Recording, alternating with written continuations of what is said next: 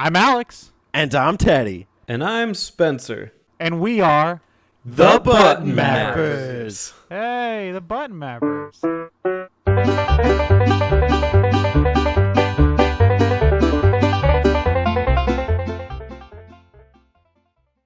Welcome, everybody, to the end of Crap July? Junky I thought July? it was Junky July. We've changed the name like 3 times during the 1 month. It's all over, and just in a craptacular way, it's over late. So that's okay, though. We don't have to follow things for Junky July. It's free for all. I think this is going up tonight, so this will be on a Tuesday. No, Monday. This will be on a Monday. No, so we're not late. We're just going back to Button Mapper Monday for 1 episode. There you go. Hey, it's a throwback. Yeah. A throwback, yeah. Why did Terry? Because, why did Terry say he can't wait for Friday? What's? I have no idea. I've been trying to figure that out since like last night. I saw that last night. I was like, he's like, it's gonna be a blast on Friday. I was like, what's happening Friday? Yeah. I think it's your poll, Alex. It's where you're going to post the options for all map August. That'll go up on Thursday. Thursday's the 1st because Friday's my birthday. That's the 2nd. Maybe he'll be asleep and we'll wake up on Friday to vote. Oh, yeah. That's true. Well, there you go. So get out to the polls, everyone. Yeah. It's important that you vote. Your vote matters on this one. No mail-ins. It's all fraudulent. It don't count. And if Metro Zero Mission doesn't win, I am storming the Capitol.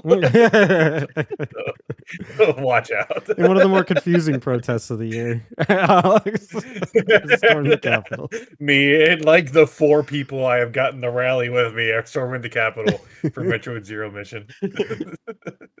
Yeah. For Samus! Hey, this video is for educational purposes only. Actually, it is, because Mario is missing, right, Spencer? That's right, boys. Mario's missing. But you know who isn't missing? Holy shit, where is he? You know, well, we'll find out, but you know who isn't missing is the viewers who are clearly watching this right now. Teddy, what should they do if they're watching us on YouTube? Hey, viewers, keep watching, because we got a lot of great content here on the channel. Subscribe! So you don't go missing, too. And if they don't want to watch us on YouTube, Alex, what should these blind people do?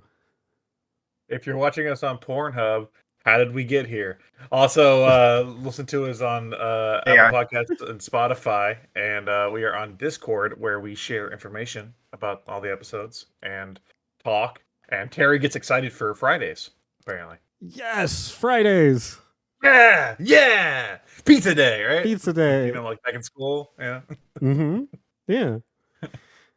Well, it's now Vegan Friday. Did you know? Is it? Is it? Yeah, so they give them vegan nuggets. It's disgusting. No more pizza day? What the hell?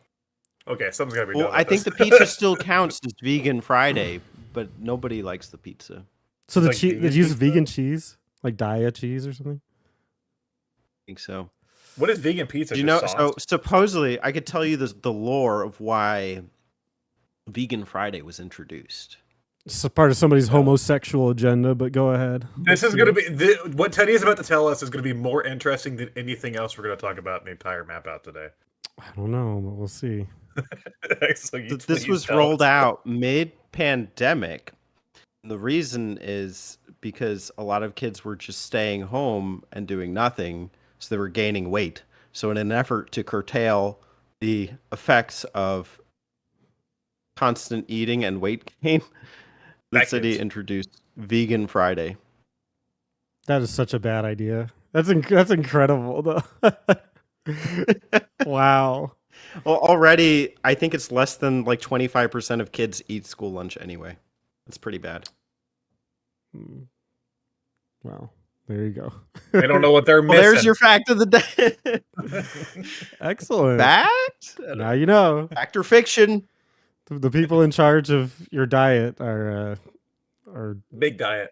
Big Diet is a little screwed up upstairs. Big Diet's fuck. And that's why you always pack lunch. Anyways, back to the map out. All right. Yeah. What's a map out? Speaking of fucked. Well, a map out is where we take a game and observe it for its map and make decisions on it based off of like how it plays and usually in relation to the map and the levels and stuff. But today's gonna be a little different. I've got a lot of details about this game and the history, and we can learn something about Mario is Missing. So Learned a lot. let's get started. This game was originally started in 1992, I assume. It says 93, but it also says it released in January of 93. So unless they were really, really busy beavers, I'm going to assume it started in 92. And Nintendo wanted to get into the edutainment business, which was booming at the time. I think because of PCs and like the ability to get floppy disks that had crappy games that just tried to teach you something. And of a certain game that was very popular at the time, known as Carmen Sandiego. Any of you guys ever played Carmen Sandiego? Where in the world? I never played it. I just remember the theme song from the TV show. It was like, "Where in the world is Carmen Sandiego?" But Alex, you played it? Yeah, a little bit like back whenever I was like really young. I remember we used to do some like edutainment games in like kindergarten, first grade.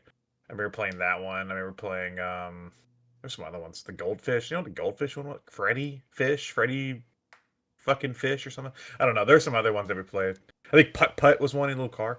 And yeah, I remember they had Carmen Sandiego because they were all like really old computer games at the time. Like this was like for me, this was like 99. So by that point, it was Very old. Yeah, that is so funny. I never played. I knew of it, but I never actually had played Carmen Sandiego. So that one's new to me. Did you have any PC like weird computer style game growing up? We were I've said this before, but we were very poor. For most of my, not most, but I should say up until probably the year 2000, we had a Windows, and yes, this is real, a Windows 3.1, which could not really play anything, but it did have 2 pinball games, and it had a game called Math Blaster, which was like sort of a shooting game, but involved math.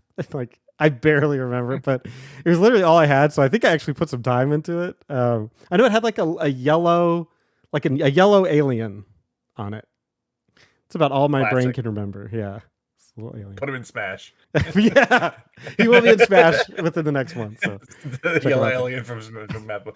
So like you guys didn't have any like educated because like I only played this kind of games at school. I didn't want them at home because I'm not learning stuff.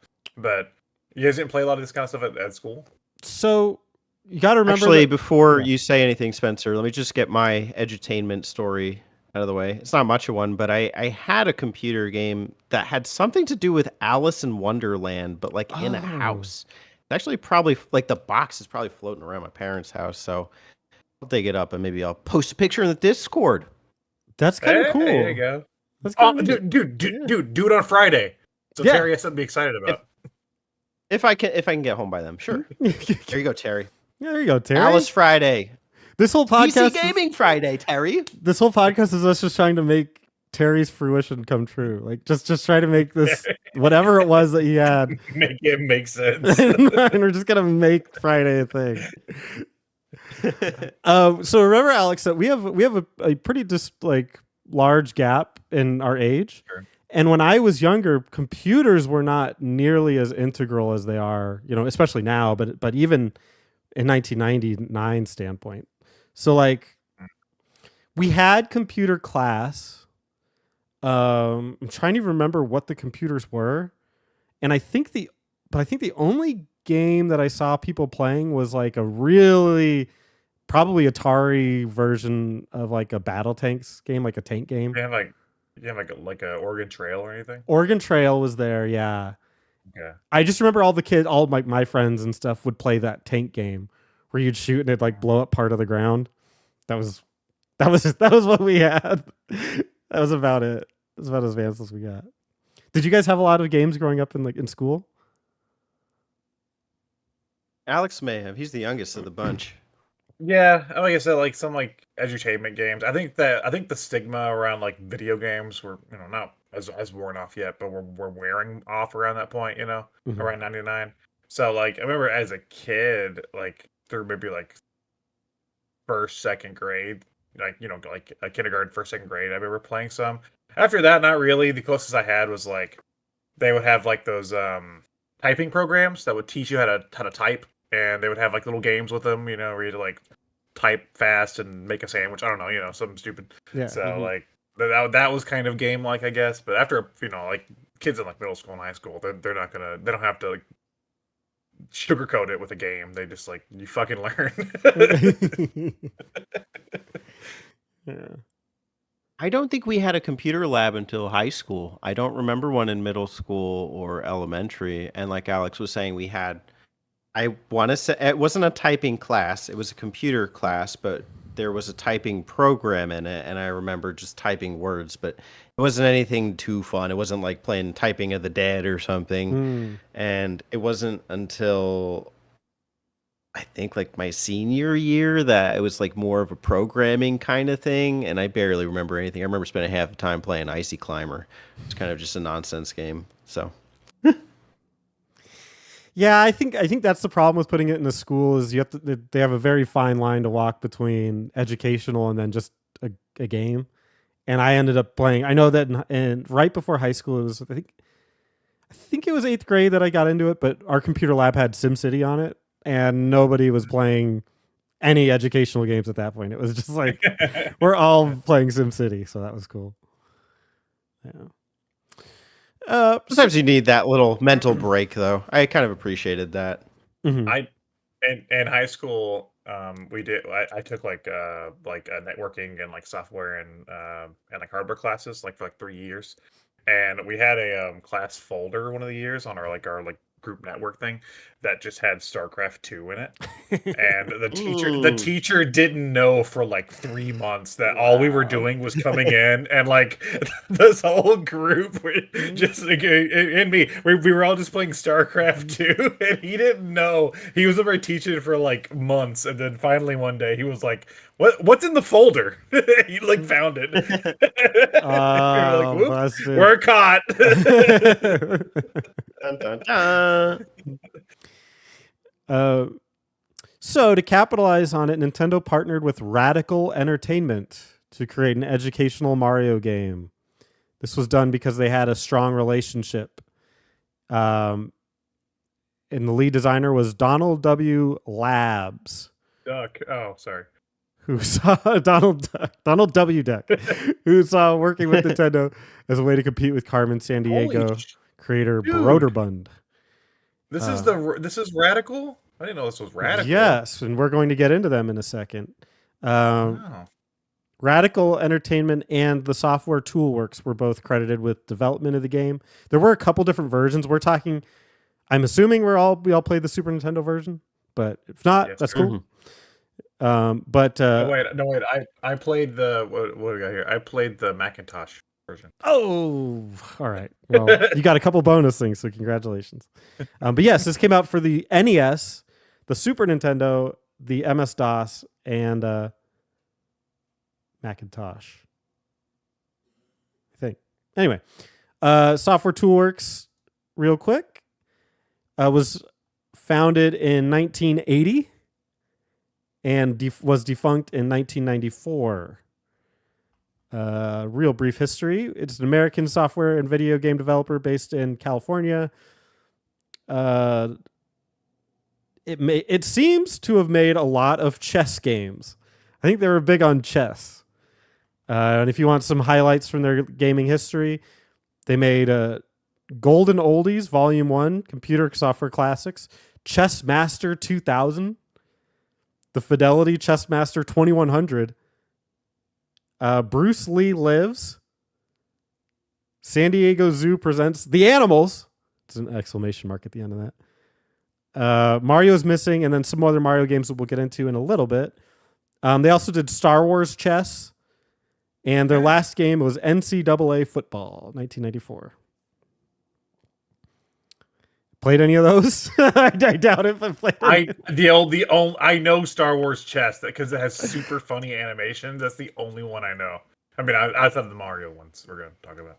Star Wars Chess was 1993. Not exactly the peak of Star Wars fandom, but certainly, I mean, Star Wars has always been big ever since it came out. But you would think that would come out in like 99 or something, or yeah, it's like prequel, post Jedi. That's like that lull. Mm-hmm. I mean, the special edition hadn't even come out yet. It's interesting. Nah. Oh, and they also made Legend, isometric fantasy role playing games. They dabbled in RPGs. Very cool. I just spent like a minute looking at Bruce Lee Lives. I was curious, like when that came out, because I was like, when did Bruce Lee die? Yeah, it's the sequel. Bruce Lee dies. Yeah. It was a really up and down journey of Bruce Lee. Apparently, it included a book by his wife. Oh, there you go. Always trying to teach us the software tool works. Was it after he died? Yeah, because the game came out in '89. He passed away in the '70s. The book is called Dragon's Tale: The Story of Bruce Lee. It just looks like a regular old game. What makes it interesting is the game uses a learning AI engine that can improve its strategy by examining and tracking a player's past actions. That changes the difficulty curve based on how well you play. Wow, some early AI. That's in the league of like Dragon Quest, where they had their AI doing stuff for you with the party members. That's crazy that people were doing that like all the way back then. I'd even heard about AI being used like as early as it was either the 60s or the 70s, which is kind of bizarre because you think like the computers are 5 stories tall and like can do like a calculator's worth of knowledge. But I was like, what could they? Plays Pong. Like boot it up. It looks like the Power Rangers thing. But a much more interesting company, the Radical Entertainment, worked on this one, which they were founded in 1991, and basically are still going. Although I'm sure they've shifted quite a bit. Their parent company is Vivendi Games, and now it's Activision. Currently, they have a long reference. history. By the way, they did the NES version of Mario is Missing, whereas Software Toolworks did Super Nintendo. There you go. So I didn't play theirs. Oh, okay. Bummer. That one's off. The NES version is considered the worst of the group, so I think you're okay. It's a hard bar to meet. I wonder how. Does it actually insult you? Now, these guys may have such an interesting video game history here. They had The Adventures of Rocky and Bullwinkle and Friends, The Terminator. At the same time as Mario's Missing, they did Wayne's World. Wayne's World and Pele. Wayne's World and Pele. Pele. They would go on to do Mario's Time Machine, Beavis and Butthead, Power Pigs of the Dark Age, Independence Day through Fox Interactive, Jackie Chan Stuntmaster, The Simpsons Road Rage. We're getting into the 2000s. Yeah, Hit and Run. Simpsons Hit and Run, Hulk. Some pretty big games here. The Incredible Hulk Ultimate Destruction, Crash Tag Team Racing, Scarface The World Is Yours, Prototype 2, and they were a support team for Destiny. They did the good parts of it, I'm sure. I actually knew these guys. Yeah, because like from not like their early stuff, but from like the 2 Simpsons games and like Crash Tag Team Racing down. I've played all that. It's like they did like 3 Crash games, 2 Prototype games, and that Scarface game. And like I played all those fucking games growing up. Yeah. So that's why I was like, wait a second, Radical. That's pretty radical. It's like the same guys? Hold on. They should put that at the beginning, like from the people that brought you Mario is Missing. On the people that brought Mario is Missing. You can run over Marge Simpson now. What do you think of Radical, Teddy? Have you played any of these? Not really, but their history is interesting. So apparently, Mike Ribeiro was Sega of America's vice president of sales and marketing, and then left to become the CEO of Radical in 1996. So in the post Mario is Missing era, you had a little Sega influence. But what's interesting too is that they were doing NES games in the early 90s at a time where the Super Nintendo was already out, and they didn't even stop with Mario is Missing. You know, they kept going with the sequel, the Time Machine one. And I don't know. Yeah, it's always saying post Mario is Missing is very funny. I think that's the thing you have to use, the benchmark. It was like NES games were still coming out well into the 90s. Like well into the 90s, because I mean it was such a popular console. And, yeah, like wasn't Mega Man like just churning them? Yeah, like 6. I don't know when 6 came out pretty darn late for the consoles. So it was a time. I mean, look, like I think their last Nintendo game was like 95. Really? On the NES? Brett Hall. I mean, no, no. I mean from Prototype, not Prototype, from Radical. That's what I keep saying, Prototype. From Radical, yeah, their last NES game, it says here, was Brett Hall Hockey 95. Yikes. 95, yeah, that's PS1's out. That's true. That's true, yeah, that's a good point. It's funny to think about that, because like I get crotchety and stuff. I'm like, why are they still releasing PS4 games? And like when I buy the PS5, and then it's like they've literally always done this. Like it's never not happened this way. At least you can still play those. At least you can play a PS4 game on your PS5. Yeah, that's true. The only exception I think is kind of like N64 to GameCube, or even GameCube to Wii. I feel like you're not seeing a lot of like cross releases in that era. Couple of years. Probably Super Nintendo and N64. With the N64, the only thing I remember was Tony Hawk 3 and just being blown away that they did that. Yeah. Like, why? I think that the last handful of the last handful of games was like that and like Dr. Mario 64. They were like, fuck it.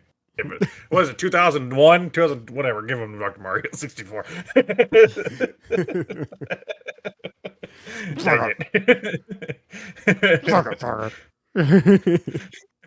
They're all sick of us anyway. They need Dr. Mario.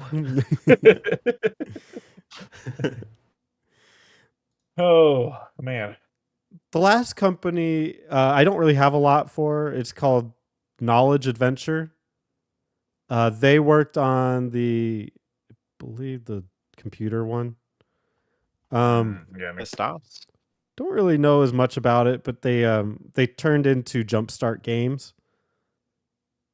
And they were acquired by a Chinese holding company, NetDragon Websoft, in 2017. I'm sure that's the last Neopets. Dude, Neopets was briefly transferred over to Fluffy Dog Studios. Don't forget about that. Okay, my bad. Huge knowledge. Anyway, no. Apparently, they owned Neopets. You guys know what Neopets was?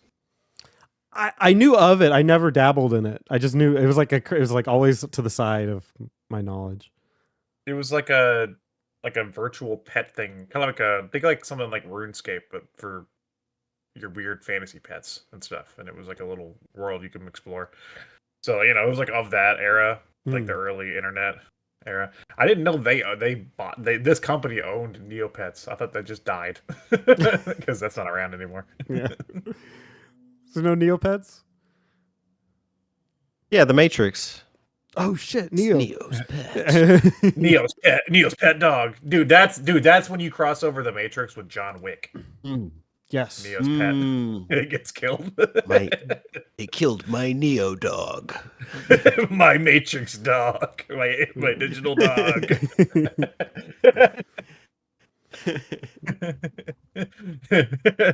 Neo, take the blue pill.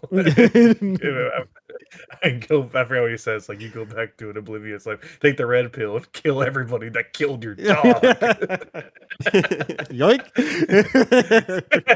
It's a different movie. He's like, "Hey, where's the blue pill?" John Wick could have used the the room full of guns that slide in during the Matrix. You know. Mm-hmm. Yeah, that would have been handy for him. That would have been a better movie. Hey, the first Matrix was phenomenal. First Matrix is pretty good. Not pretty good. Everything after it's pretty good. Phenomenal. Okay, I mean, it's pretty good. I loved it as a kid until I realized that. I mean, when I got older, I learned that like a lot of the shots are just shot for shot recreations of Ghost in the Shell. So that's kind of lame. Ghost in the Shell's good. It's pretty damn good. No, it's good. I mean, and like, yeah, it's still a good movie. The problem with the Matrix is that it's kind of like Nightmare Before Christmas, which I love. Nightmare Before Christmas. Yeah, the fan base just really tarnishes it, and it's almost like embarrassing to like it. But like, I love it still. But when you tell that to people, they go. I didn't even watch that new one. I don't want to see it, man. I don't want to know.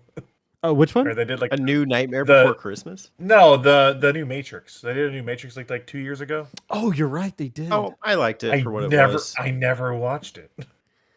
Yeah, I saw the maybe second you'll one. come around to it. I saw the second one and gave up on the series entirely.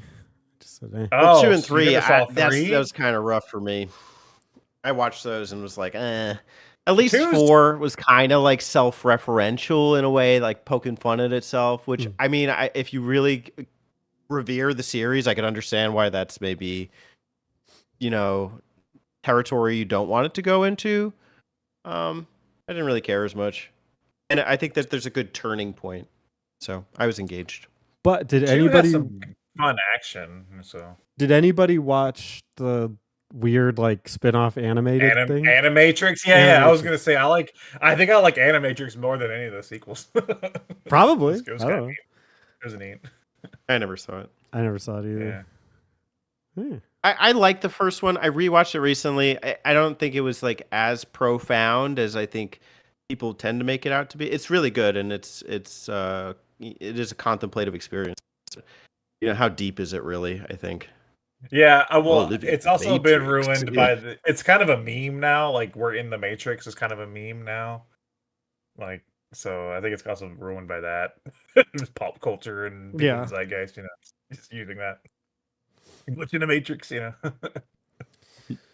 So via Mario is missing, the software Toolworks gets a pretty interesting distinction. They become the first non-Nintendo studio to make a Mario game on a console. So there you go. Wow. Not the last, though. Can you think of other ones? I can think of one. Okay, well, on a console, I don't know if you consider a console, but there's that Philips CDI game, the Mario Hotel. That's console. Mario Hotel. Oh, is it a console? Well, I mean, they're counting MS-DOS as a console, so I think why not? Okay, that's fair. Yeah, there's that, and there were some other PC games. I don't know if did this company do those too. The like Mario Goldfish and stuff, whatever that was. Mario Goldfish. I'm not sure. I have to check. There's Mario. There's Mario's early years fun with letters. That's not it.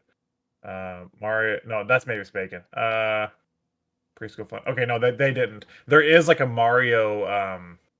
It's like later. It's like 96 or 7, I think. Or like 5. I forget. It's like before 64. So I think it's like 95 probably. There's a Mario PC game where you play different stuff with them, and you can play Goldfish. And that's the first appearance of Charles Martinet as Mario. He talks to you when you play Goldfish. Yeah. That's good. That's good trivia. He's like, "Do you have any tools?"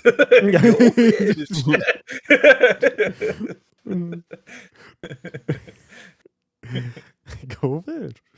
Goldfish. I think would we consider this one Mario plus Rabbids? That's Ubisoft. Technically, that is Ubisoft published, and all those Mario Sonic ones are Sega published. Yeah. What role does Square Enix have in making Mario RPG? That's a good question. I think they're definitely the developer. So that might count. Non-studio to make a Mario game on a console. So yeah, I think that counts. Game. Okay. Squaresoft gets credit for that. Yeah.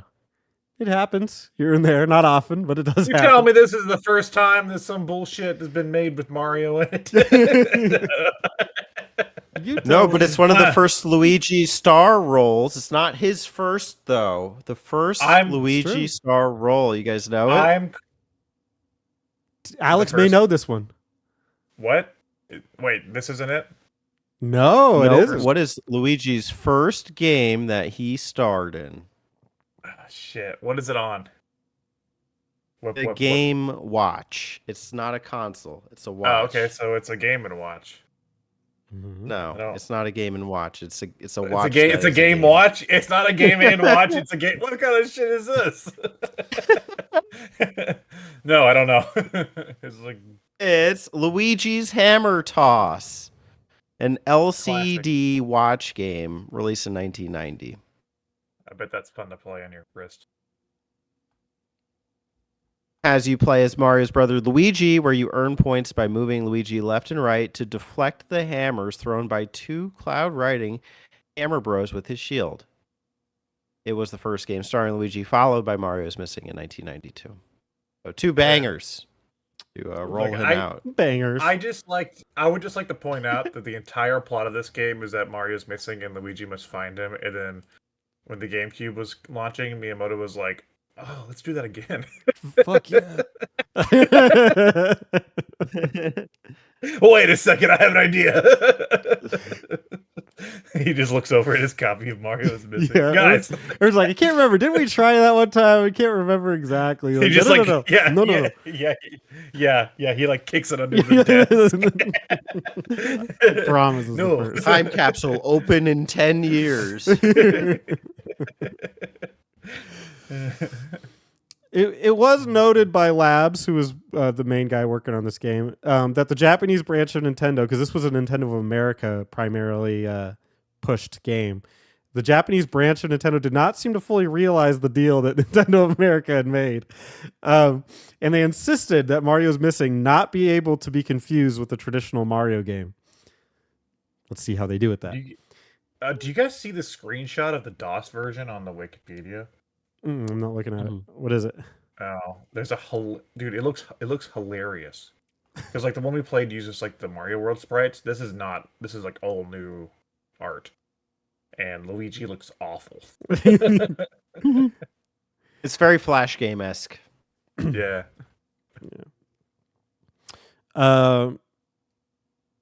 So essentially, they did end up releasing it, and then they moved on to re-releasing it on their own video game consoles. The Software Toolworks had released the NES and SNES versions by June 1993.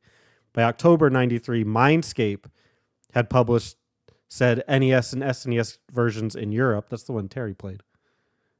The SNES version used audio and visual assets from Super Mario World. The DOS version uses stretched out character animations, unlike the later versions. So beautiful versions, I'm sure. So Nintendo was like, we like this game so much, we want it on our console. Well, that's one thing I think I wanted to talk to you guys about. And it gets into the broader question of like understanding where video games were at the time, a younger audience for sure. But also we'd come off of the Atari issue where too much crap was getting released. Now we're finally kind of stable at a point where there's a certain seal of quality with Sega games, Nintendo games. We kind of expect a certain caliber. Now they're trying to get into the edutainment business. And I just want to know what you guys thought of that, like how that transition could play out, or if it was even possible in 1993. It's definitely the time capsule, this game. Because this was the only time period where like major console publishers have really tried this. Like there's always been kids games, but like I've never seen like in Microsoft or something put out like, hey, Master Chief teaches typing on Xbox or something.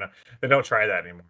But I think this, from my point of view and for what I know about that time period, this comes from like a point of wanting to combat the popularity of PC games in some way, I think, because not only did you have this and another game that was like edutainment, you sort of had Mario Paint, which was not really edutainment, but like was basically their answer to like Microsoft Paint, right? It was basically like, hey, look, you could do that on the Super Nintendo. So I think that was kind of like partially where this was coming from.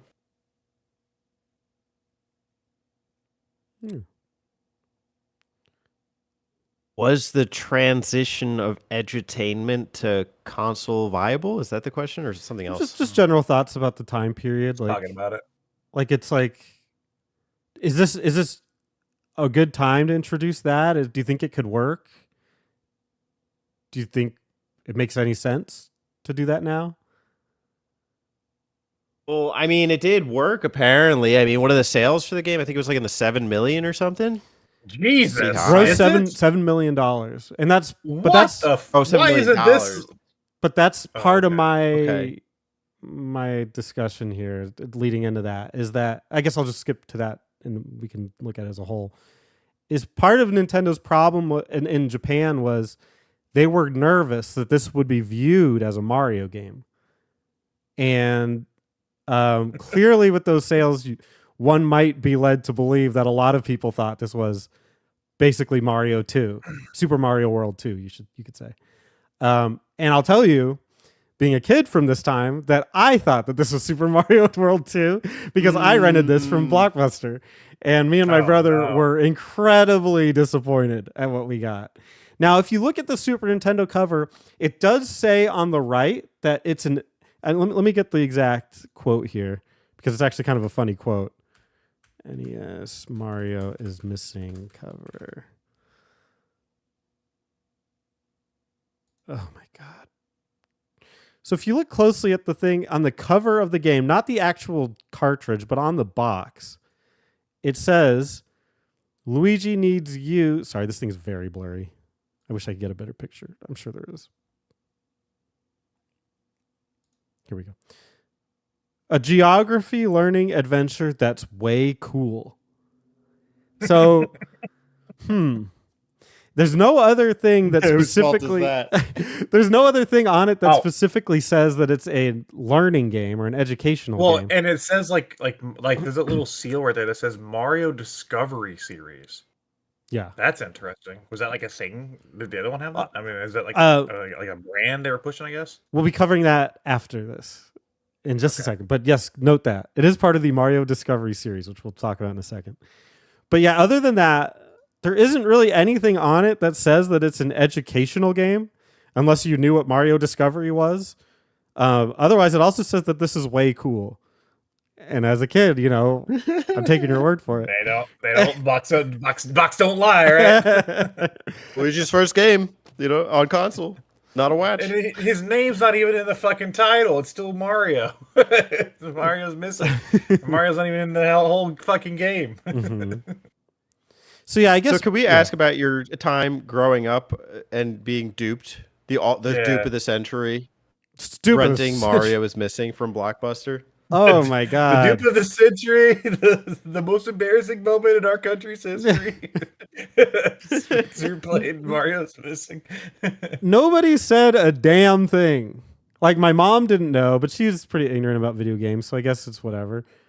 But the people at the front that let me buy this or rent this game didn't tell me. I don't remember who it was. I'm sure they were hip though. They don't care. They don't know. So yes, we ended up with Mario's Missing. Now, I don't even remember if we kept it the full at the time 3 days. That was what the rentals were at the time. I don't know that we even kept it for the entirety of that. It's possible that we may have driven back to Blockbuster, although unlikely if I'm remembering correctly, because my mom did not like to do that kind of stuff. So we probably did have this for 3 days, and I assume just ignored it for the entirety of those 3 days.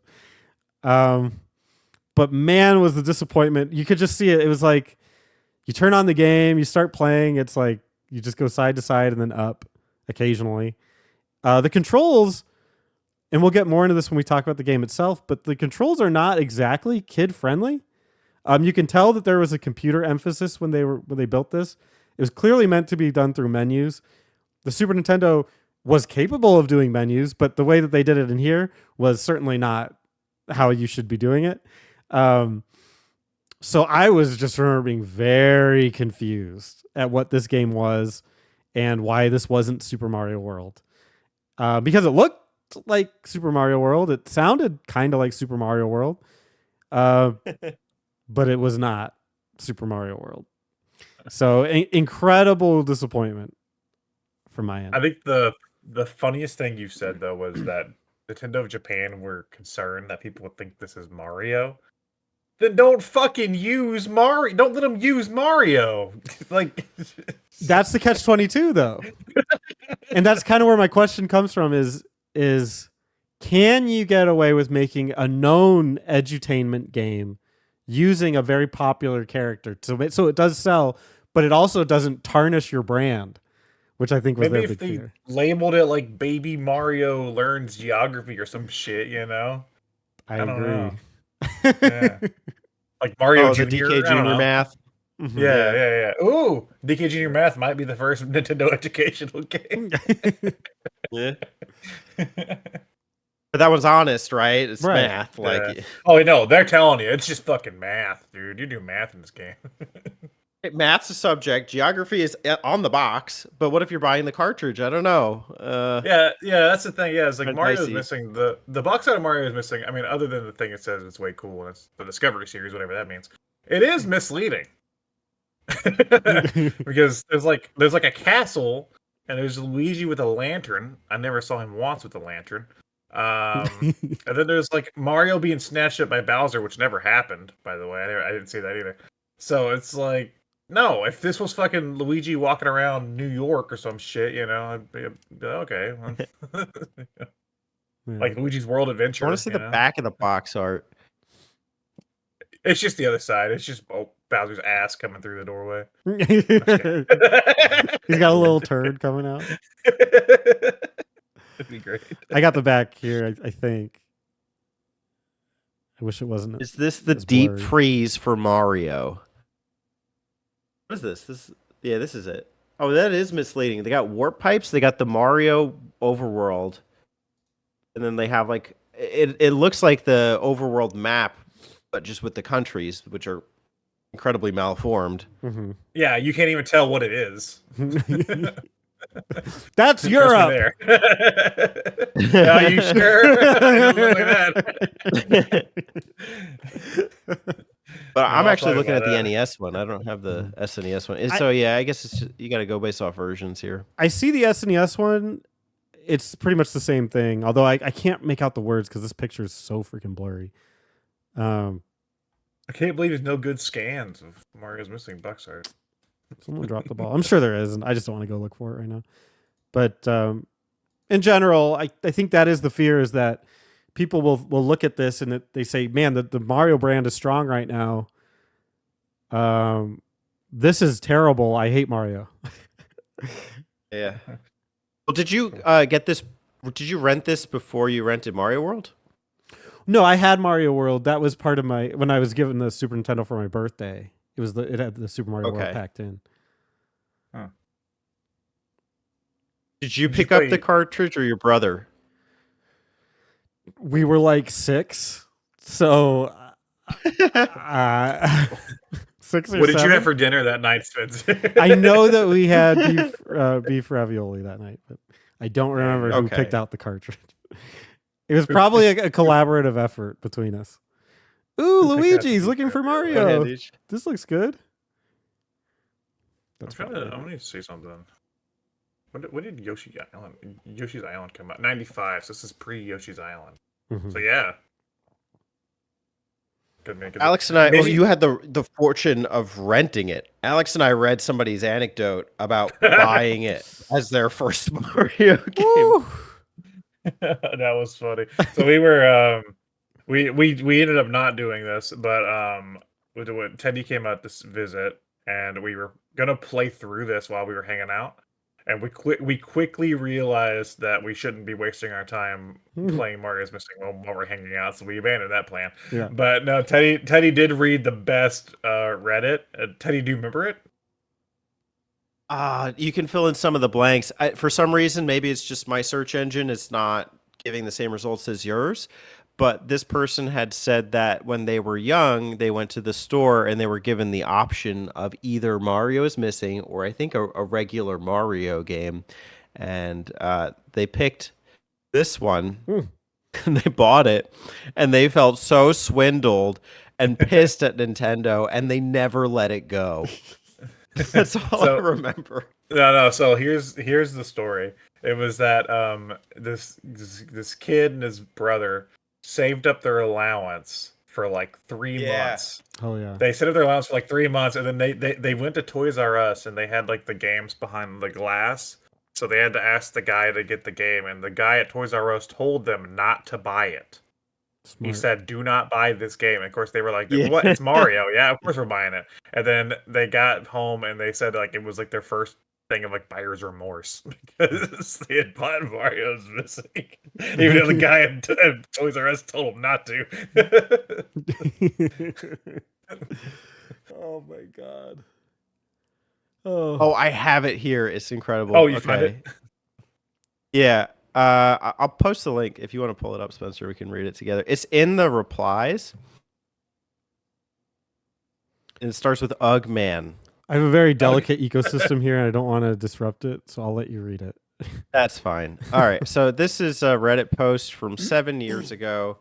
Somebody was saying they asked a question about the SNES version, and somebody in the replies by the name of Revolutionary says, "Ugh, man. I remember when my mom took my brother and I to Toys R Us to pick up this game. We took that stupid paper slip to the pickup window to claim the game, and the employee straight up warned us not to get it. My brother and I had saved up for so long to buy it that we wouldn't be deterred. It was a Mario game. Of course it's going to be great. Fast forward 2 hours, and we're both at home crying because the game was so bad. We had wasted months worth of money earned by doing chores around the house. I think that's the first time I remember being angry at a video game company." Wow. And that's exactly what they were trying to avoid. That's so funny. Oh my god, I can only imagine. I remember too getting the little pieces of paper and taking them up to the window at Toys R Us. That's how I got Pokemon. That's a big thing, the Toys R Us slip. Like you peek behind a box. I don't remember this very well. Can you explain that? Yeah, Toys R Us was basically dead whenever I got older. Yeah, so like originally it was an early, you would assume, an early attempt to thwart thievery. Was they had slips, and then all the games were basically behind a kiosk, and you would just take the slip up to the kiosk, and the person would grab the game from behind there to give to you. So people couldn't steal; they were just pieces of paper. That makes sense. I used to have to, when I worked at a retail store, I used to do that with Pokemon cards because kids would steal Pokemon cards all the damn time. We'd have them like behind the thing in lock boxes, and you always knew some little kid. Like I knew when some kids were gonna steal some, or in there to steal some damn Pokemon cards because they would sneak back, and then they would sneak up front. They'd be like, "Where are the Pokemon cards?" I'd be like, "I have to get them for you." They're like, "Okay," and then they'd leave. Yeah. I'm like, "Oh yeah, you were gonna fucking steal some Pokemon cards." That's awesome.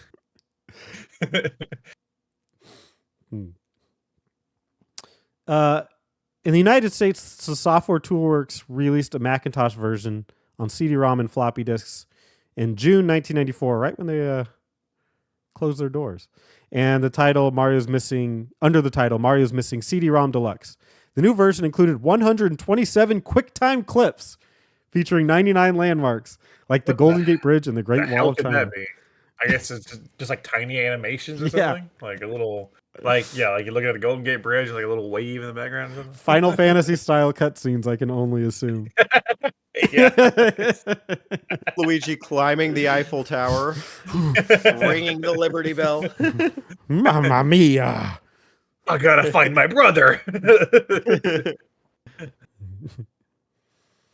Luigi, a man on a mission. Oh, due to the educational content rather than action adventure that players of the time were mixed to, reception of the title was initially mixed. Still, profits of the NES and SNES version exceeded $7 million for the Software Toolworks during the second quarter of '93. It's been noted the game has excellent graphics, a good way to learn geography, but noted that players should not expect it to be that exciting. The game may suck, but now you know where Utah is, right? It was missing. Total wrote that it was missing a bit of the graphical humor, but it packs in almost as much gameplay and educational value as the NES version as the Super Nintendo version. Which is not much. Luke Plunkett of Kotaku wrote in 2012 that unlike the NES and SNES versions, the PC version was the star, featuring not only more content, but better visuals as well. I think that's debatable. Damn it! He considered the title that game. He's like, because I was browsing for information, and somebody on Kotaku was like, "Why Mario is Missing is actually good." Oh, here we go. I guess it's the PC one. Right? He considered the game awful and not very educational. Kevin Wong of Kotaku noted in 2015 that the game was poorly received in many online reviews. Online reviews for this game? It's a little after the fact. Although Wong himself praised the character animations and music, he opined that the backlash against Mario's Missing comes down to measured expectations, which is suitable or primally engaging at a young age, could be dull and tedious at another. Come on, dude. You know there's like a shit ton of those angry YouTube reviewers that have probably done this one. Mm-hmm. I don't think I've seen any that have done this one, but it's probably a lot of them that are like doing I read something. It's either AVGN or Angry Joe or something. I don't remember an AVGN episode. It was like I actually watch this stuff. I don't. You'd think this would be like episode 2 of an AVGN channel. Yeah, well, that's like an easy target, right? Mm-hmm. Is the educational game.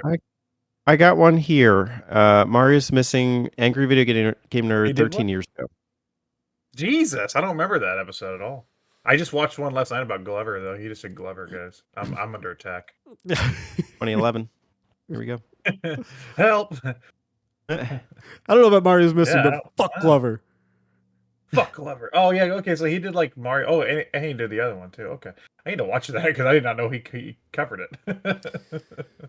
Hold on. I bet like he's like, what was the thing he says? He's like, what were they thinking?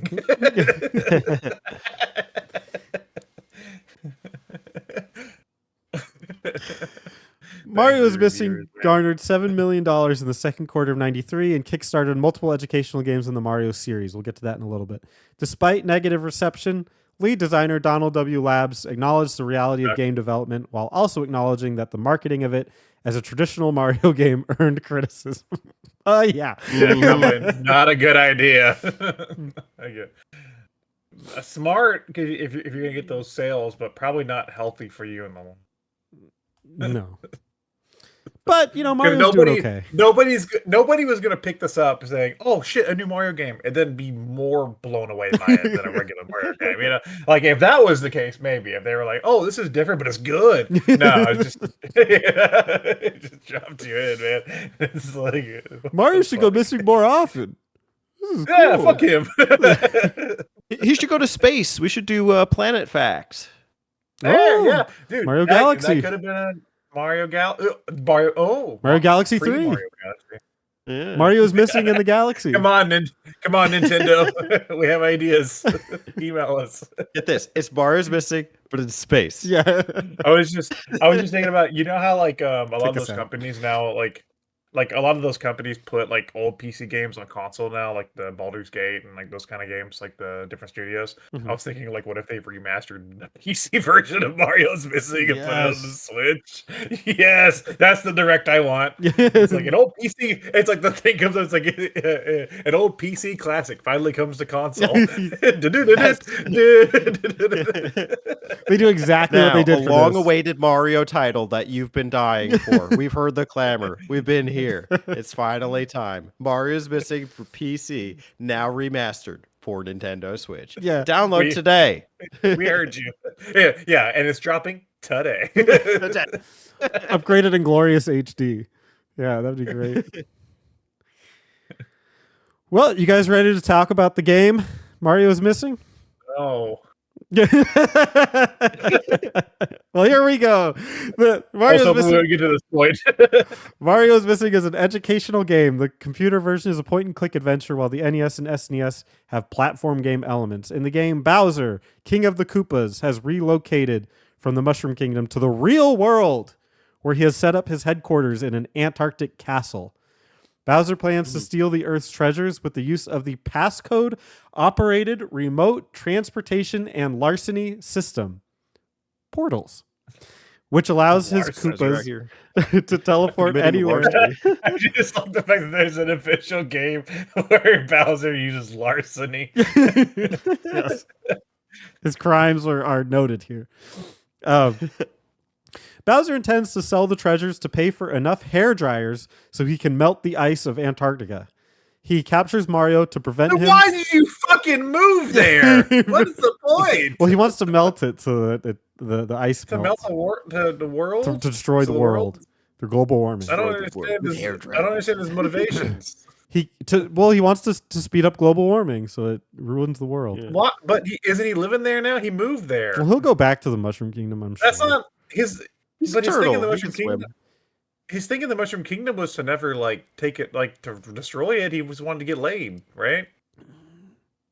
He captures Mario to prevent him from foiling the plan, and it is up to Mario's brother Luigi to save him. And then Mario falls in a hole or something, right? That's the plot, Alex. Don't argue with it. That's what happened. Oh, Yoshi's there. Don't forget him. I like him. The player controls Luigi throughout the game. At the beginning of the game, Luigi and Dinosaur Yoshi are at Bowser's castle, and Luigi has access to the portals, allowing him to teleport to cities where the Koopas are operating. We'll stop here. So yeah, you go through these portals to all these cities that are in real world Earth. Wow. A 1-to-1 map. Yeah. Of the globe. Mind blown? Looks just like it. Teddy, what'd you think when you showed up in real world?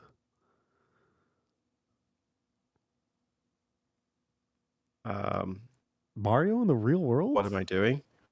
How do I navigate the world? Did you have troubles navigating early on? Very much so. Alex had done the dirty work of doing an hour's worth of trying to figure out how to play it before I got to Kentucky. And then I hadn't started until I got to his house. I was like, all right, let's do some Mario's Missing. So we played a little bit. And I was just trying to understand what he was doing. And I saw Koopas, I saw people, and I saw point and click stuff and artifacts and trivia and three peaches, these kiosks. Well, the museum's closed today. You gotta come back later. Oh, I want to return the bell of Zeus. Zeus's bell. That's great, but let's make sure it's not a fake by asking you 3 trivia questions. That's a little suspect. And to get these artifacts, you had to jump on Koopas to make this burnt garlic appear and then pick it up. And you had to navigate between the major map, and I found a mini map later, and then you had to go on the globulator and navigate across the globe. I'm 30-something years old, and I'm like, what the hell is happening? So there was a rhythm and flow to it, and I remember when Alex passed me the controller, and I think I did a level of my own. I was like, "Oh Jesus, what the fuck am I doing? What is this?" And then you do the trivia, and you get the question wrong because she asks you some obscure fact from a summary. How many feet tall is the Statue of Liberty? And you gotta run around for 10 seconds, then come back, and she's still telling you, "Sorry, fuck off." Oh, I was cursing this game out. I was cursing out Mario's Missing. Yeah, we played for an hour, and then we decided to not play it. And then I remember I said something about that was only like an hour, and Teddy was like, "That was an hour?" It felt longer. It felt like a lifetime. Yeah, I before Teddy came down, I attempted to play a little bit by myself on the Raspberry Pi, and I plugged it up, and I got my wireless Genesis pad and stuff, and got out to play some games. And I was like, all right, I gotta start Mario's Missing. And I went to the first world, and I legitimately ran around for 30 minutes not understanding a damn thing that was happening to me. I didn't realize the map didn't make sense. I got I forget, I think it's the first area. I got the ceiling And I was like, what is this? And he gets there, was like, the ceiling's been stolen. And I'm like, what the fuck are you talking about? The ceiling's been stolen. Yeah. How you steal the ceiling? Just like, it took me a second to realize what the hell I was supposed to be doing. Yeah, it's so funny because like on one of them, it's like King Kong is missing. I'm like, good. Isn't that a good thing? Yeah, isn't that what you? Like, isn't that what you wanted? You don't want him up there, right? He is the antagonist. Like he's tearing your city apart.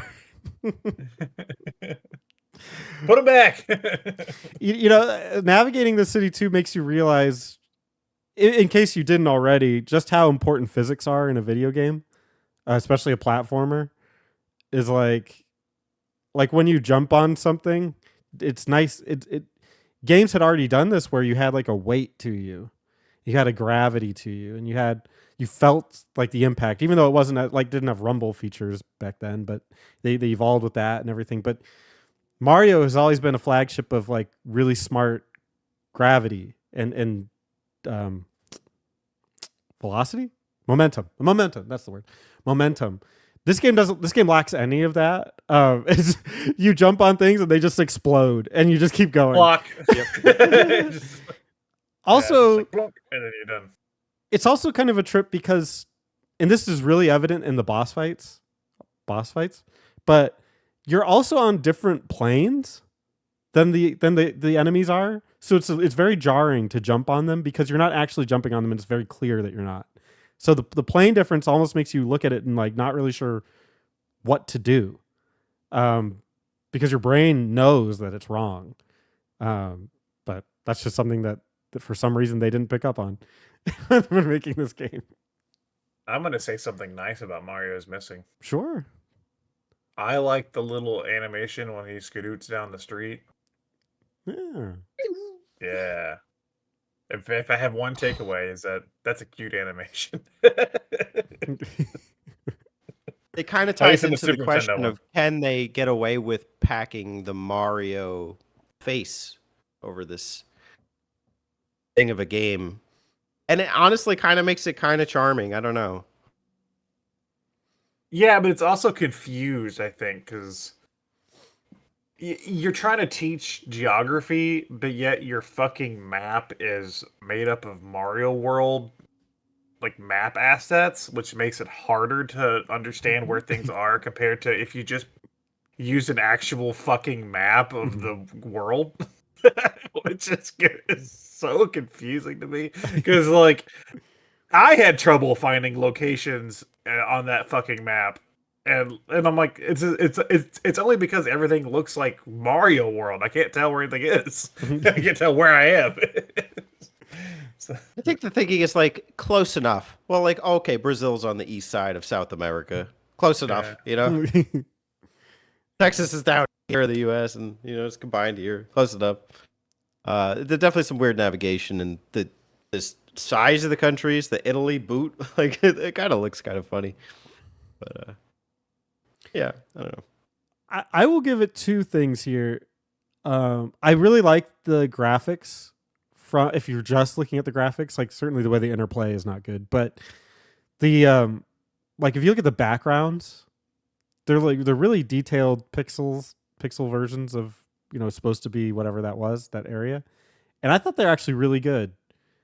I was impressed by that. They didn't have to do that much effort, but they did. Some were cute. Some were confusing looking when I got there. I was like, where is this supposed to be? Mm-hmm. But yeah, some of them I got out and I was like, oh, okay, this is like a little, like, I'm in Europe. I can tell I'm in Europe somewhere. And I think I was also really determined to get the trivia questions right, not just to avoid that like little delay with Peach, but I was like, it was just like a challenge. Like, okay, I'm going to study this thing for like 30 seconds. I'm going to read it twice. Look out for all the dates and the numbers and the major facts. You could kind of predict what kind of question they're going to ask sometimes, but they rotate. And then sometimes they ask questions that are not in your little summary of the event or the setting before you go in. So that kind of tripped me up. I made my own fun because I had to beat this damn game for this episode. So I was like, I'm going to do it. but I'm gonna do it my way. I didn't learn a damn thing. I didn't talk to anybody outside of like playing it for the first time. Because there's always like the same 5 people running around in each city, and they always tell you stuff. I didn't ask anybody anything. I found the artifacts, and then I went to the 3 different spots for Peaches. And if I got the questions wrong, I just mashed the button until she let me do it again, and then I just did it again, and that's how I played. I didn't learn a damn thing. Take that, education game, edutainment game. I was neither educated nor entertained. Yes, I was bored and I didn't learn a damn thing. Yeah, I did it more. I definitely avoided the people in the street. They were useless, but Peach had the goods. Most of the time, she had the. I didn't even read that either. I got to a point to where I stopped even going into the places whenever I would get them, because they show like a picture of like Luigi with a camera, then like looking at whatever. I got to a point where I was like, I don't even want to see this. I just want to get this over with. And they're pretty pictures. They're actually pretty nice. Yeah, they are pictures. I was impressed. Somebody took the time to make a lot of really nice pixel art, and for that, I'm appreciative. They made it for a shitty game, but you know what? Someone did that, and for that, I'm appreciative. Also, the music. Damn it. The music. No. You don't like it? I thought it was impressive. Just different, like. I know it's bad. I thought it was bad. Oh, it's all arrangements of Mario World music, but it sounds like they're drunk arrangements of Mario World music. Well, they're done in the context of the place you're in, so they'll have music that's more like that. Sure, I guess. I don't know. I mean, with the Super Nintendo sound chip, I didn't get that for some of them. I just got like farty versions. I didn't have a problem with it. I liked it. Kind of what Teddy was saying. I was charmed by it. I thought, oh, that's kind of charming. This was a podcast game. I had to drone out the fact that you went Spencer mode. Yeah. We traded places here. Yeah. Well, I immersed myself in the music, and I was pleasantly surprised. The only downside to playing this as a podcast game is like you have to remember facts. So it's really not ideal to be listening to somebody and then studying facts about locations and then doing quiz questions on them. But I made it work. I played through, because there's 15 cities, and I played through the last 10 today. And I played it on my Steam Deck, and while I was watching videos of internet scammers like from like India getting raided. that's what I did. Always a good time. I just turned it off and I was just watching people like mess with scammers for like 3 hours while I played. So between the towns, you do have to fight the Koopas. Oh, what are the names? I'm not even looking. Do you know the names, Spencer? No. I think the first one's Ludwig. I think the second one's Iggy, and then I think it's Roy. Why those 3, I don't know.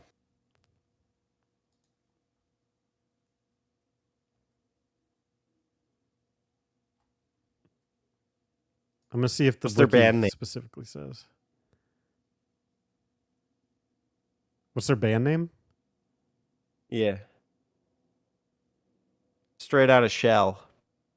Are they like the Koopalings? Isn't it already their band name? They're all banded together. If you gave them a band name, would you call them the Koopalings? Maybe. They could be like a doo-wop group. Coop Troop. The Coop Troop. No, that's too close to the Coop Troop. Oh. All right, here are the antagonists. All the antagonists. Ooh. Okay. Some of this might be in the. It doesn't say that, but anyway, Bowser, is your head guy. Koopa, Cool. Pokey. He was blocking the exits. Yeah. I don't understand that, by the way. Whenever you answer the thing correctly and the city's secured, you get a Yoshi, then a Pokey just goes away. Why don't you get to eat it? That's like what Yoshi does. He eats things. They didn't want to animate / make that. Yeah. Yeah, not to animate it. It was in Mario World. It's been animated for you. You still have to put it in the game to animate it, and then you have to put the logic of eating it. You gotta like rig it, right? I don't know, whatever. Ask Donald. All right, and then here we go. Larry Koopa, Oh, Roy Larry. Koopa, ooh. Roy. Wendy Koopa, Where? Wendy. Iggy Koopa, No, And wait. Ludwig- This isn't for the Super. Ludwig von Koopa. So they may have been That's in not the, for the Super So- Nintendo version. right. This one doesn't say specifically. That so it could have PC been- version probably has 25 levels. That's why. Yeah, that could have been added for those. So there's probably 5. Although on Five the Koopas. wiki, it specifically says for the supporting cast which version some of them are in, and on the antagonist it doesn't. So it's kind of annoying.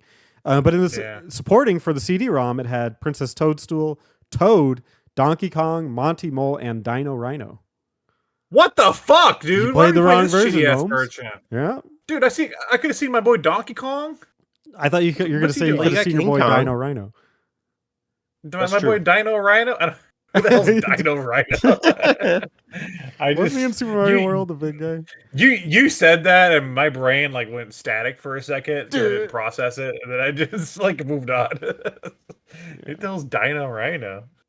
Toad? Well, I mean, Peach is in. I mean, or Princess Toadstool. Sorry, she's in this version now too. She sits behind the little booth. Is she ever She's less acknowledged of a princess. as Princess Toadstool? That's who it is. Wow. Did they acknowledge it? That's who it is. May just That's be- who it is. Clearly, Might just be Easter egg territory. There's 3 of her in each city. She's Commoner Peach. Yeah, regular girl Peach. Peach girls. And finally, we fight Bowser. That was cool. This is an intense boss fight. Do you? No, You fight? Yeah. When did you fight him? You don't fight I Bowser. didn't get to fight. I didn't get to fight him. You launch a cannon. I guess you're like a circus. You act, know? you launch a cannon, then he lands in the snow, and then he falls to pieces. Did he like freeze and then break or something? I don't understand what happened. Is he dead canonically? Canonically, he's Is dead. this the last game in the Mario canon? If you look up Mushroom Historia, you'll notice that at the end of the timeline, it's Mario's missing. It's because he Dude, died in how- Antarctica. How have they not made the Mushroom Historia yet? We should make it. Why don't we just make it and sell it like Nintendo? That's won't? amazing. And make the shittiest timeline. Yeah, make it as stupid as fucking possible. Yeah. We should And make. include every Mario game. We in should it. somehow make Mario Galaxy 2 the prequel to the entire series, and Mario Galaxy 1 is like at the end. Find a way to do that. Mario. There's 3 different paths off Mario Tennis. yeah. The one where Mario hits the ball, the one where Mario misses the ball, and the other one where he doesn't play tennis at all. The one where Waluigi wins the whole thing. Yeah, that's the one where I think where Smash he didn't Bros. compete. Brawl is the origin point. It's the creation of the Mario universe. We should. Why don't we do Yeah. that? That'd be a fucking great episode. We just on like do it. episode. we could make like a whole Yeah, freaking we could just episode. put all the freaking Mario games like in a box, and then we just like we have like a tree. Yeah. Yeah, It's like we have one mission today. We have all these games. They have to be put in the timeline somehow. And like they just go. I wish we had like a cork board and some string. You know? I think it's a great idea. And I mean, we always do Mario at the end of the year. We do. I don't know what we're doing this year, but we do. So we'll think And about hey, it. this year you got a mid-year Mario with Mario is missing. Yeah. All you Mario heads. For all the Mario heads out there. We've been begging us. I know. Where's the Mario at? You know, All the you Wario last year. Come on, Yeah, guys. whenever we did Wario Land, they were like, "What the fuck? You haven't even done Mario's missing yet." That's true. Well, here you go. I swooped in and saved the day. Welcome everybody. It's like it's ironic in a sense because Mario has been missing from the channel. Well, here you go. We're just acknowledging that. Yeah. Yes, Mario's missing. Here it is. You thought we were talking about the game? Yeah. Don't crack me up. So at the end of it, overall, before we slip into some final tidying up of the episode, what do you guys think of Mario is missing? Was it as bad as the world When says done. it is? What does the world say? Didn't it review pretty positively on the wiki? At the time, I guess. I don't think it ever reviewed that well. According to Like 70s and Wikipedia, 80s? Game Rankings gave it a 43. All Game, I don't know what that is, put it in the middle. Computer and Video Games gave it a 70 out of 100. EGM, 5.75 out of 10, which is basically the worst score you can get for EGM. GamePro gave it a 4 out of 5. I don't know what they were smoking, but good for them, I suppose. Even the official Nintendo magazine didn't rank it. Well, I guess they ranked it higher, but still 82 out of 100. And SNES Force gave it 42 out of 100. SES Force. No. Hey guys, you know that awesome box that you use to play fucking Mega Man X? Guess what? You can play Mario's Missing. NES Force, SES Force. Yeah. This game, if I had to equate this game to a feeling, I would think it feels like getting a lobotomy. That's how I felt playing this game. I feel like I got a lobotomy. That's metal. Yeah. And not the fun one. Not the fun lobotomy? Not the fun one. Oh. The bad one. The bad one that leaves you incapacitated. A sick part of me actually liked this after a while. Maybe I just conditioned myself to like it, but I feel like Stockholm I was paying syndrome. attention to facts about cities and like icons. And I was like learning stuff. Like I got New York City. I was like, all right, I got to get all this right. You know. So I don't know, and I like the language questions because I'm a bit of a linguist. So anytime it asks you what does this actually mean, like Notre Dame or something, it's like our women, you know, because of how that translates. So I like using my brain. There you go. Yeah, I think that once you understand the rhythm, you get into the rhythm. I don't know if I ever would say that I liked it, but I think I fell into the rhythm for a little bit. I mean, it's very short, so it's not like it's got to take up your world, but Your no, Mario world. There's a lot wrong with it. Not only just from a gameplay perspective, but from a marketing perspective. I think this represents some pretty shady tactics at best, and I think, you know, they write that on the wiki that they're like, don't make it look too much like a regular Mario game. I don't know. It looks like a fucking Mario game. I mean, they even use, literally, for the Super Nintendo, they use the assets from Super Mario World. It looks like Super Mario World. You probably just shouldn't have made it a Mario game, or like I said, made like a. I don't know. In '93, there wasn't like the brands like there is now. You know, like they didn't have Mario Kart or this different sports or like Paper Mario. So like, I don't know. You know, like now, if they would have tried this again, they would just make it like Mario Junior or something, you know, and be like a little kid version of Mario or something. So like, yeah, I guess at the time there was only one Mario brand. So.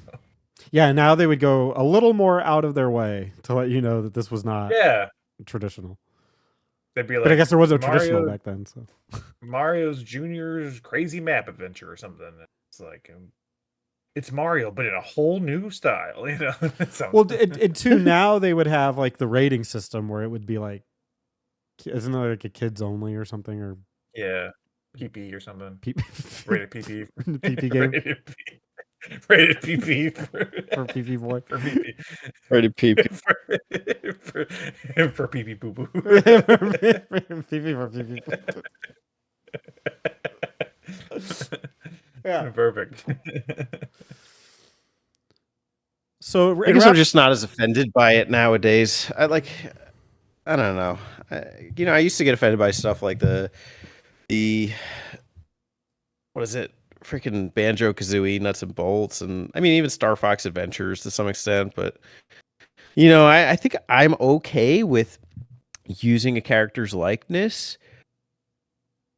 Just if I like that character, like I think it's like one more opportunity to kind of see them in a different environment, whether I like the game or not. Like, I mean, that's a separate question, but I don't really care that they're using Mario's likeness, even as a Mario fan. Yeah, I mean, I guess I could see that. Clearly I have no interest in playing an educational game. I'd rather play fucking Earth Defense Force. But yeah, I guess it was cute getting to see like the Mario World sprites and like little things like that in the game, and being like, oh, cool. There's like a Super Nintendo Mario game that I hadn't played, I guess. Yeah, I think my only issue is putting it on the same shelf next to it is a problem to Different me. Shelf. It needs to go in like a different, just a different On the PP shelf. on the PP shelf with all the PP on it. Yeah. Well, if you're wondering what this led to, it led to what we just talked about earlier, is the Mario Discovery series, also known as Mario's early years. Yes. Mario Boy commits tax evasion. Yeah. Mario's Great Tax Scam, which featured Mario's Missing. It would go on to produce Mario's Early Years Fun with Letters. Game centered around an early English curriculum with lessons about.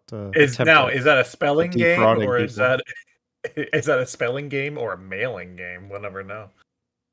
Well, it does say that's why Mario went missing. He was avoiding tax fraud. That could be it. Oh, damn it! I didn't want to be found. Oh, Now he's trying to sell his new book. Hey, learn with me, ABC. Mario Mario the Libertarian. Mario, you gotta pay your taxes. Taxation is theft. Whoo! Fun with numbers. Mario's Early Years Preschool Fun. See, these are a little bit more obvious. I appreciate that. This one, not so much. Mario's Time Machine, a game that centers on Mario as he tries to return various artifacts that were stolen by Bowser by interacting with people and answering various history-related questions. So much of the same vein. The same game, but with history. It's like a Bill and Ted. Yeah, a bit of a Bill and Ted. And then they would all be collected in the CD-ROM collection. Ted and Mario. Don't miss it.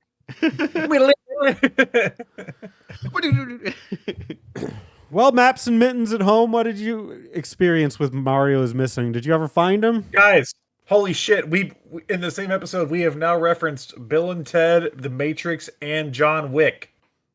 Keanu Reeves. You're Keanu.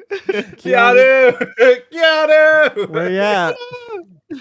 We don't have an outro now for this episode because we haven't made one yet. Can you just put up a nice picture of Keanu? We'll do. Absolutely. Can you do it live here for us? Cannot do it. Well, actually, I guess we could. Give me a second. Okay, he's got to get a picture of Keanu. It'll be in the final product. Yeah, I won't get to see his beautiful face right now. I got it. Can you guys each do your best Keanu impression, telling the Maps and Mittens to subscribe to the Button Mappers when Spencer gets Keanu on the screen? Sure.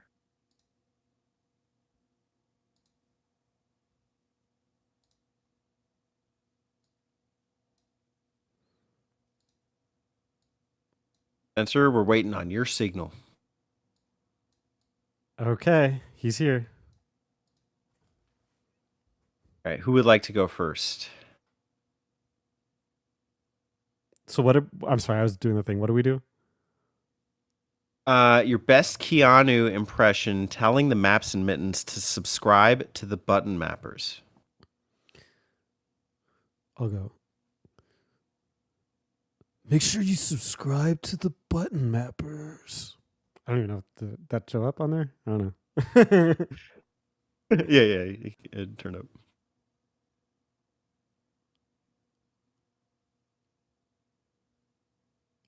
Alex, you ready? All right, I'll do mine. Here we go. Hey, everybody, I'm Keanu Reeves. Subscribe to the Button Mappers if you like Keanu Reeves. That's me. Like, Keanu Reeves from those movies. He did it. Yeah. A real Keanu. Here I am. All right. It's me, Keanu Reeves. Holy shit. I'm right here on the Button Mappers. Featuring at Keanu. All right.